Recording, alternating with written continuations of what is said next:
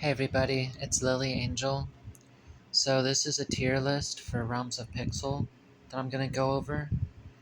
This is actually part 1 of the tier list. This is like end game kind of stuff. Um, as you can see, most of the lower tier characters are not included in this tier list. I'll provide a tier list of the lower tier characters in a later video, okay? So starting from the bottom, we have the C tier. We have Mystic Claw Jacqueline. So she's as powerful as a mystic character or a mythic character. Sorry, I didn't mean to say mystic.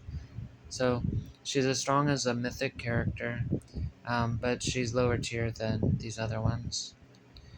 B tier is, well, let me go into detail about Jacqueline. She's a magic AoE mage, meaning she attacks multiple units. She attacks the back and the middle. She's pretty much as strong as Maggie. So yeah. Um, B tier is Dark Flame and uh, Wesley. So Dark Flame, she creates a lot of buffs for your team, and her damage accumulates over time. You would want to keep her in the back or in the middle, depending on who you're facing, and you would want to keep her alive at all costs. But at the game's launch, she was the highest damage mage and one of the strongest characters, highest DPS period when the game first launched. So next is Wesley, Riptide Wesley. He's like an assassin. He snipes the back, one single target. Um, he also, I believe he heals himself when he does this. Uh, he can do a huge amount of damage, right, in that one hit. And then for that same tier, we have for the tanks, Lancelord. He's the dark tank. He's a counter-attacking tank. If you use him on a counterattack team, um, every single counterattack adds up, and they all funnel through him. He unleashes it as an ultimate attack, and at the game's launch, he was really good. If someone built a dedicated counterattack team, they could pretty much beat anybody, or at least stall them out for the 20 turns. Um, I might feature a player who did that in a later video. Alright, for the next tier, we have the A tier. We have Molly, a blue unit. She has a transformation where she becomes more powerful when she is taken down in her health to a certain point. Um, she is a support attacker. She attacks whenever other support attackers attack, and they attack whenever she attacks. Okay?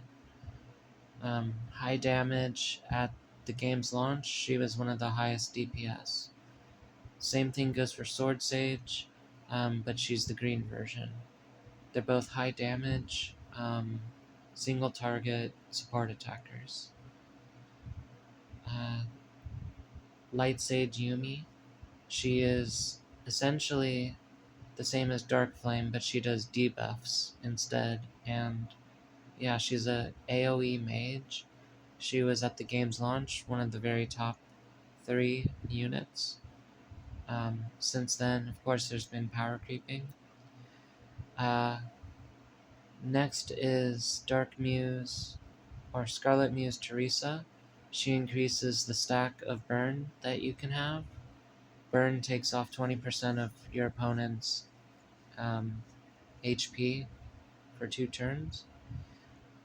She's a AoE mage. She was also very good, but she's only available in the faction shop.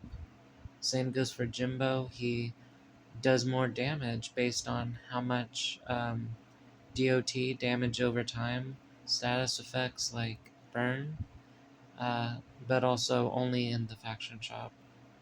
Next on this tier is Sophia, she's a collab character from the Tsukimichi collab rerun. She's a high damage DPS that uh, also helps the other three on her team. And then there's Beta, who is a counter attacker. I'll get more into detail on him later. Violet, she revives everyone. She gives everyone revive for up to 5 turns after she falls in battle, but she has to fall in battle first before they can get that revive. And then Misty, she's your free healer that summons a clone or a spirit, a lost flower spirit. So she's not recommended to take past 10 stars. Um, I'm going to go into more detail on the next part of this video, but I want to cut it here so my screen recorder saves this. Like, share, comment, subscribe, and see you on part 3. Bye.